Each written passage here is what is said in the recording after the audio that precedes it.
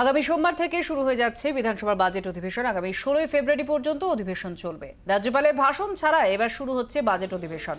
আইন না থাকলেও বাজেট অধিবেশন রাজ্যপালের ভাষণ দিয়ে শুরু হয়, এটা রীতি। কিন্তু এবার রীতি ভেঙে রাজ্যপালের ভাষণ থাকছে না। অধিবেশন শুরুর আগে বিধানসভায় সর্বদল বৈঠক। বাজেট অধিবেশন নিয়ে বৈঠক ডাকেন অধ্যক্ষ। অধ্যক্ষের ডাকা সর্বদল বৈঠকে যোগ দেয়নি বিজেপি।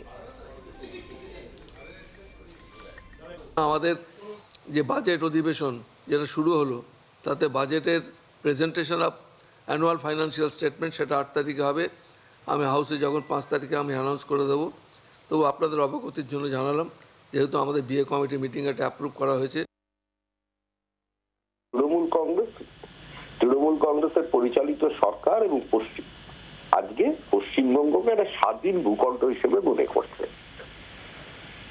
তারা ভেবেছিলেন ভবিষ্যতে প্রধানমন্ত্রী মুখ্যমন্ত্রী হবেন, কিন্তু দেখা গেছে যে সেগুড়ে পাথর পড়ে গেছে, বালি তো অনেক দূরের কথা।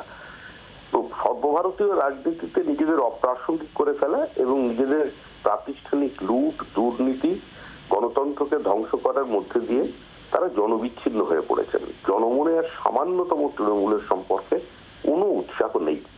পরাজয় নিশ্চিত, তারা তৃণমূল জানেন, বিদায় বেলাও কাছে চলে আসছে, সেই জন্য তারাই অবস্থান নিয়েছেন। আমাদের রাজ্যে তো এই পার্লামেন্টারি প্রসিডিওর চলে, কিন্তু বাই প্রিসিডেন্ট রীতি অনুযায়ী চলে। আইন, তারপরে স্পিকার যেভাবে চালাবেন, স্পিকার ইজ সুপ্রিম, কিন্তু বাই প্রিসিডেন্ট। আগে কি করা হয়েছিল, তারপর কি করা হয়েছিল, কেন ওটা করা হয়েছিল, মূলত সেইভাবে চলে। সবাই জানেন এটা আইনগত এই বাস্তবতা, এবং তার সঙ্গে সঙ্গে রীতি হচ্ছে এই যে বাজেট অধিবেশন সেটা স্টার্ট হবে রাজ্যপালের ভাষণ দিয়ে। নতুন কোনো কথা না, এটা বরাবর হয়ে আছে। এটা দিল্লিতেও হয়, এখানেও হয়।